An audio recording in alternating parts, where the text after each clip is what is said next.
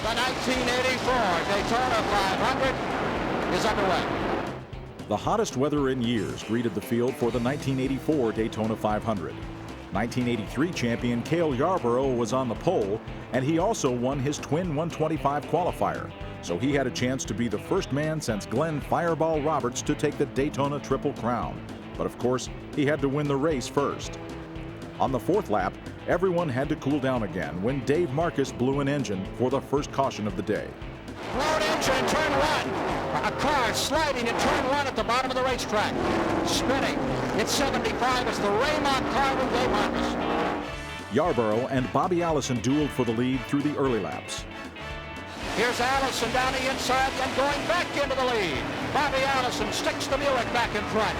20 laps, 50 miles have been completed, 450 miles to go in the $1 million Daytona 500. Back straightaway, Yarborough and Allison, they're at it again. Allison and Yarborough had 5 wins between them in the Great American Race. But looming in their mirrors was the man with 7. The King, Richard Petty, was working his way up from 34th. Even though the Chevrolets were faster than Petty's Pontiac, Cale Yarborough knew the King would give him a run for his money. Yeah, looks like Richard Petty might be the man to beat today. He's really running strong, and he's going to be tough today.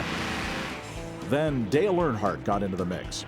Earnhardt was now driving for Richard Childress in the number 3 Chevrolet for the first time. Yarborough, Petty, and Earnhardt traded the lead until the heat claimed another victim. On the back straightaway, up fast for the lead, down to the inside. Yarborough goes back in front. Car number 43, Petty, falls to second. Earnhardt tries to move up. Earnhardt comes to the inside. He's trying to find a way to move through. Right behind him is the 4th place car, Richard Brooks, and then comes Joe Ruttman. There you see them in front of this tremendous congregation here at the Daytona Speedway. And you are looking out of the front-running car at the figure that is shadowing him. Richard Petty holds right up on the rear bumper, running just about 3 inches or less apart at over 190 miles per hour. Well, they're further apart than that, as the picture now shows. He can drop back a bit there. It's probably 3 feet behind now. Oh, maybe 10. Close enough. Here's Richard Petty closing at turn 3. 2 of the all-time masters of super speedway racing in our live pictures from the Daytona International Speedway. The 26th annual $1 million 500 is just one of the dandiest races they've ever had here thus far. Now remember, we are 84 laps deep, 210 miles, 190 to go. Here comes Petty on the inside. Richard Petty down low, Yarborough in the 28 car high. And Dale Earnhardt following him through.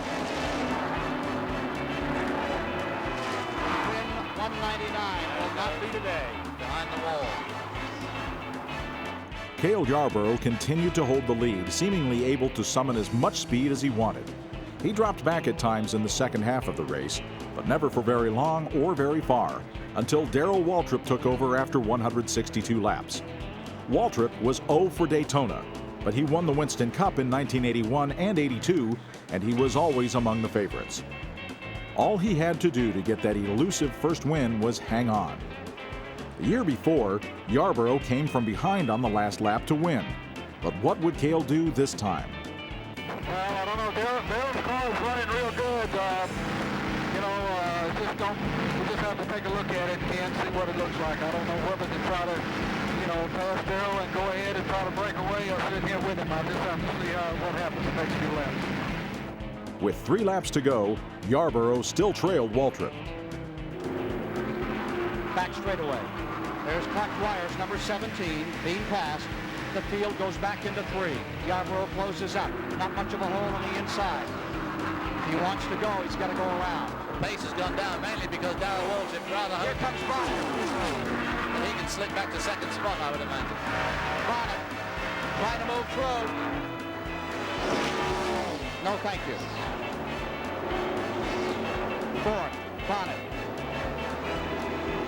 2 to go. 5 miles remaining for $1 million purse. Lion's share. It gets divided among all of them, of course.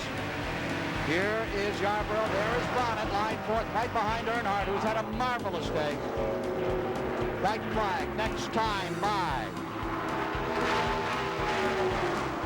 Over 100,000, they say over 130,000 coming to their feet. They sense this could be the one to remember. It was fantastic in '76 when Pearson won it over Petty. It was great in '79 when Petty came back. Last year, Cale Yarborough with an amazing move in the last lap to set down Baker, and Bill Elliott came home in second place. This is it, the last lap of the Great American Race. Waltrip still deployed first. Yarborough in second. Yarborough edges to the outside. Back straightaway, final time. Down to the inside.